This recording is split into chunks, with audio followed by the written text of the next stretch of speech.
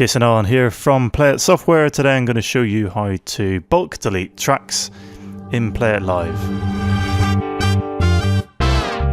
So on PlayIt Live you can delete tracks one by one by going to Manage and Tracks, selecting a track and clicking the little delete icon and click Remove.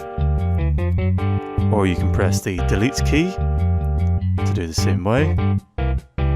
Or you can hold down the Control key and press on each track that you want to delete and press the delete key and press remove.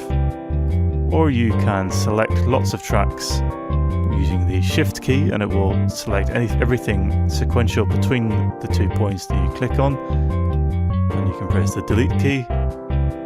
Or if you want to delete all tracks, you can press Ctrl A to select all, press delete and press return to delete all those tracks. You also need to confirm your changes. You can click OK and you'll see the track list on the right hand side updates to remove all the tracks. If you want more QuickTip videos like this one, please subscribe and comment in the comments section below. I've been Jason Allen from PlayIt Software.